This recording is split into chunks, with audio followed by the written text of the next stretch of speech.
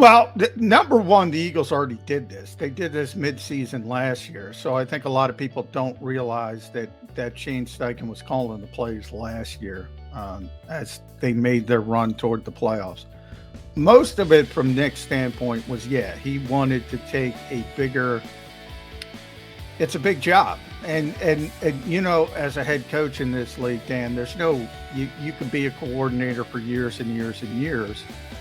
And I've talked to a lot of head coaches over the years. The one thing they always say, I always ask them, what is different? What's changed for you? What is it about the jump from coordinator to could be offense, defense, to a head coach? To a man, they all say, I didn't know how much stuff not involving football I had to deal with.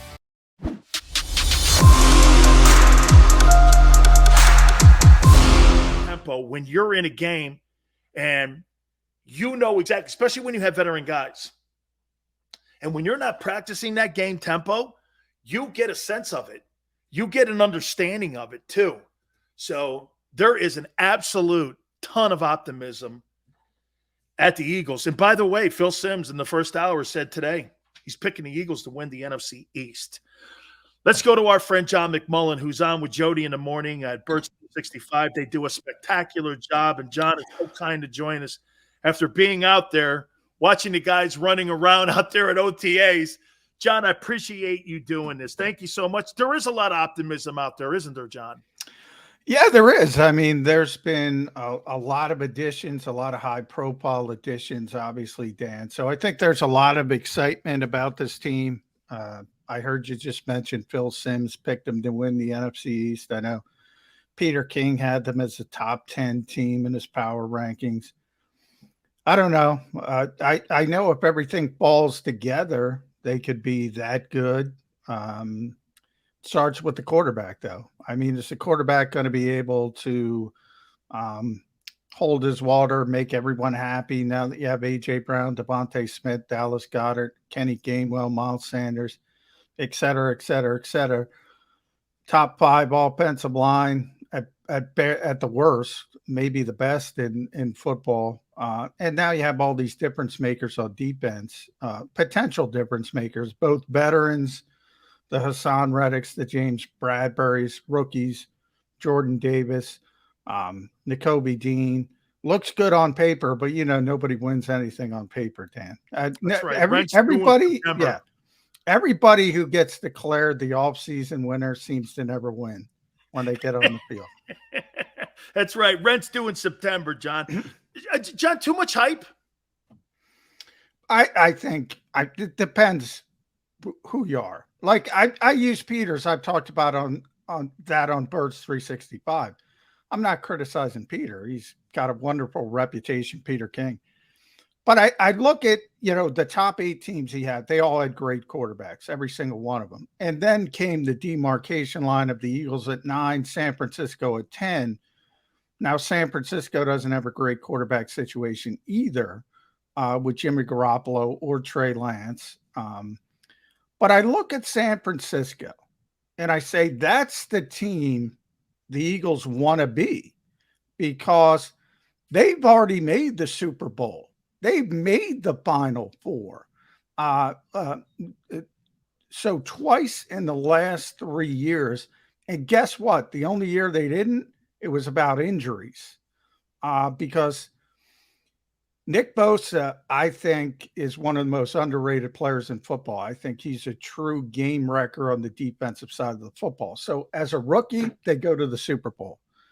Should have won the Super Bowl, by the way. Then he got hurt his second year. Then he's back last year. They make it to the NFC Championship game. Coincidence? Obviously, it's about much more than him. But I think he's that type of difference maker. But I look at it all over the field. Jordan Mailata, for instance, great story, great player. He's not Trent Williams. Dallas Goedert, great player, potential to be a top 5 tight end in this league. He's not George Kittle. Deebo Samuel, the Eagles brought in A.J. Brown, so maybe that's a little bit more equal. Well, you go up and down the true difference maker San Francisco has. Look at linebacker with Fred Warner. Maybe Nakobe Dean becomes Fred Warner. Not now, not yet. So I do think some people are skipping some steps when it comes to the Eagles. That's how I describe it. How about this, John? I've said this before. Anytime you have a coordinator change, it's not so much a change; it's a different voice and a different philosophy. You know, when Frank Reich left, Carson Wentz, there was no question there was a difference in how the plays were called and how he heard the plays. There's always a philosophy change. John, I can read the same Philadelphia Inquirer to you, but some way a guy like Limbaugh can give it to you more entertaining. Me, on the other hand, I may not be as entertaining. It's just the way that you communicate with your quarterback. Do you think that that is going to be any kind of difference in how Jalen hears the plays? Is he more comfortable hearing it from him? Or is it Sirianni wanting to get more control of the entire team and maybe focusing a tad bit more on the defensive side, which he did in a year ago? Or is it all of that? Well, number one, the Eagles already did this. They did this midseason last year. So I think a lot of people don't realize that Shane Steichen was calling the plays last year as they made their run toward the playoffs. Most of it from Nick's standpoint was, he wanted to take a bigger – it's a big job. And you know, as a head coach in this league, Dan, there's no – you can be a coordinator for years and years and years. And I've talked to a lot of head coaches over the years. The one thing they always say, I always ask them, what is different? What's changed for you? What is it about the jump from coordinator to could be offense, defense, to a head coach? To a man, they all say, I didn't know how much stuff not involving football I had to deal with. It's just a really, really big job. And then when you get to game day, forget about all logistics. Things like today, you got to map out the entire offseason, right? You got to map out training camp. You got to map out the schedule, who you're going to practice, when you're going to practice, all within the limits of the CBA. That alone is a big part of the job that nobody thinks about, nobody cares about. And understandably so, because it's not sexy. But when you talk about game days, you got so many things going on. Time management might be the most obvious. You know, how many people Andy Reid's going to be a first ballot Hall of Fame coach. How many people have criticized Andy over the years for time management? When you're bogged down thinking about the next play call, you can't be worried about, I got to take this time out before the 2-minute warning. I can't make this mistake. I've always I tell this to Jody all the time. I love CEO coaches. I don't want a coach who's going to call plays. I don't want it because I want them involved with the entire team. If something's going wrong defensively, I want him to be able to go over to the defensive coordinator and say, look, this isn't working. We got to change something. Same thing with special teams, same things with game management. I always think Sean McVay, right? He's the flavor of the month. When Sean first got the Rams job, he brought in Wade Phillips, great coordinator. He used to go sit on the bench when the defense was on the field. He wasn't even paying attention. Right. Wasn't even paying attention to the game. So to me, the NFL, and you could probably speak to this as a former player, has become more and more specialized, even with the coaching. So, in essence, for most teams, you have co-coaches, right? You have somebody that deals with the offense and somebody that deals with the defense. And one guy's got to stand up and take the heat more than the other. That's the only difference because the other guy does all the work on his side of the ball. With the CEO coaches, it's not like that. Bill Belichick, most notably, and Andy has turned into that. Jimmy Johnson, John. I don't ever remember Jimmy with a play call in a game. No. In my entire life, I never heard him call a play. Yeah. And, there have been great play calling head coaches, obviously. Great. Because most of them are. There are fewer CEO coaches than ever before, and it seems to be going more that direction. I like it. I think it's the way to go. I think people don't realize you game plan all week, right? This stuff, you have your openers, you have however many plays you're going to script, you're going to have your third down plays, you're going to have your red zone plays. All of this is built into the game plan.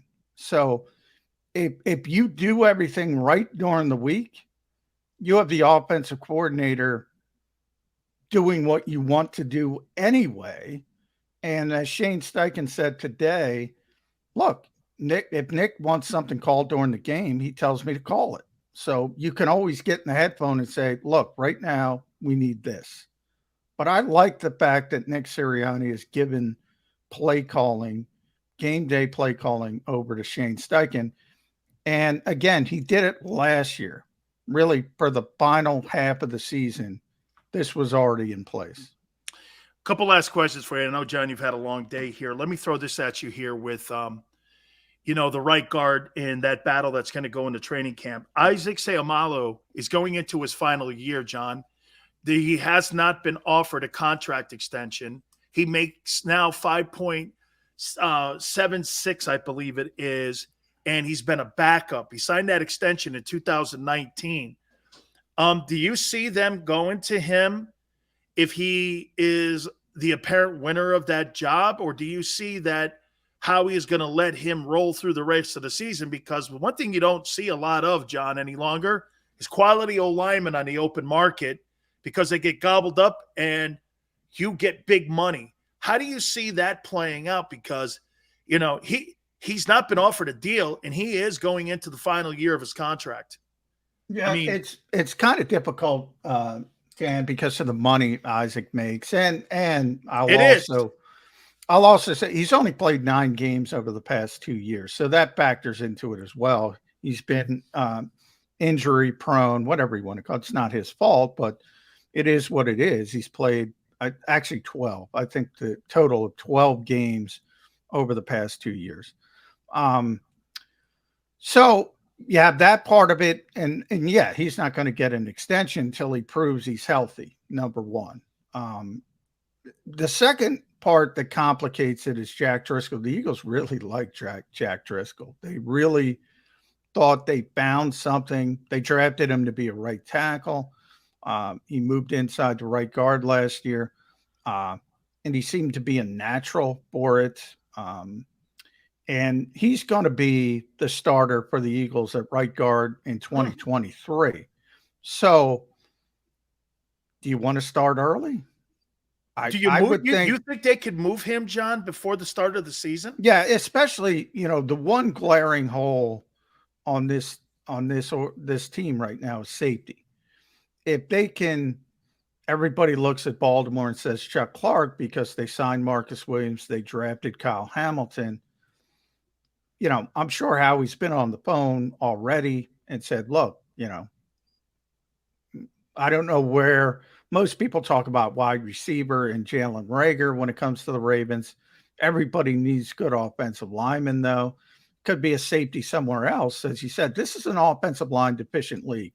Isaac Seumalo is a starting level player when healthy in the NFL. Nobody doubts that. Nobody on the Eagles is disparaging him. He's a good player, but so is Jack Driscoll. He's a starting level player, and he's cheaper and he's younger.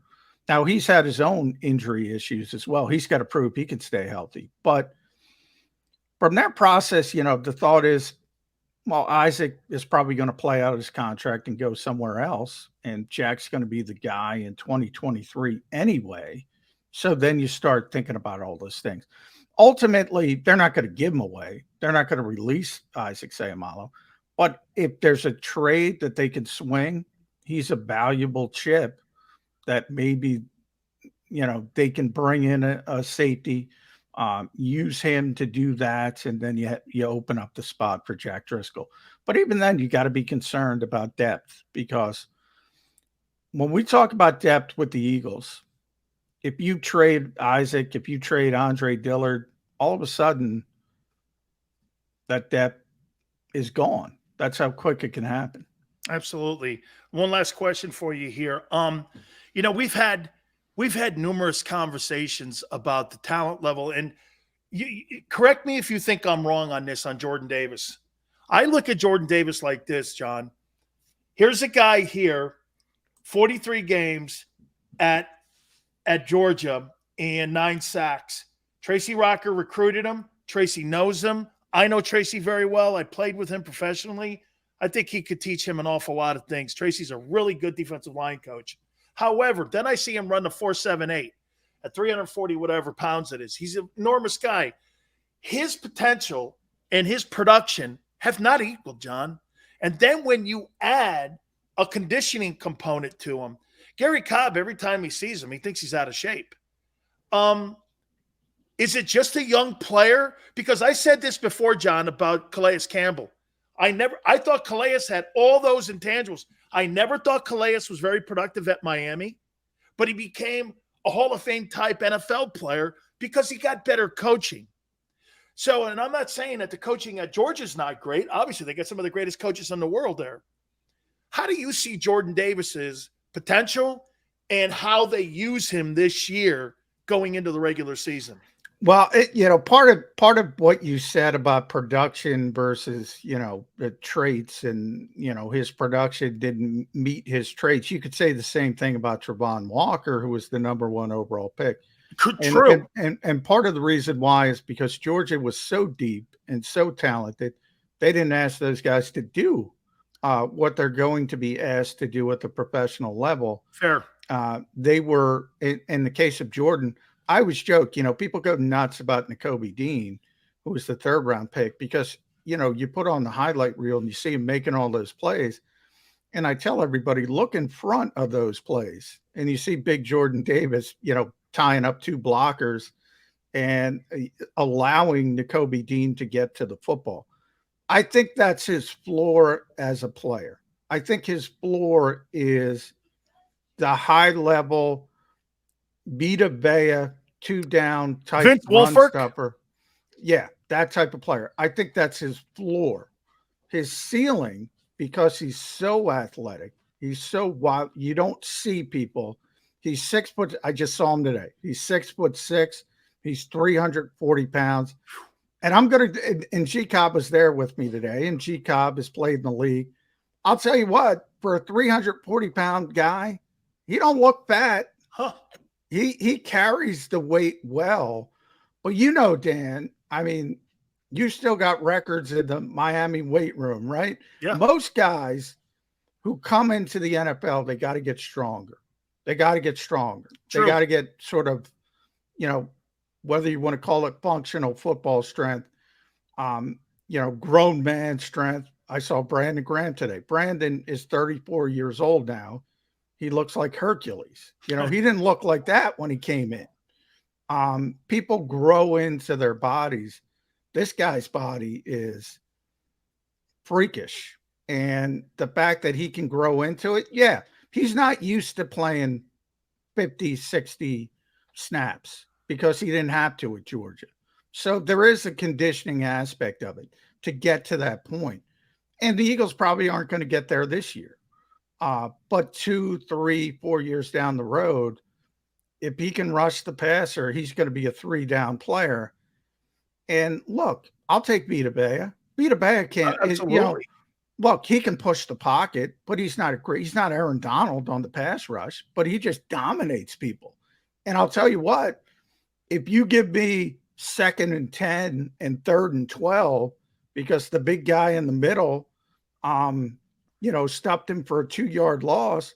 All right, go leave the field. I'll bring in my pass rush. Such a great perspective that I never thought about, that he actually will affect the 3rd down pass rush by keeping him in 1st and long. That's you're right. He affects the 3rd down, right, John? If he's stuffing the run.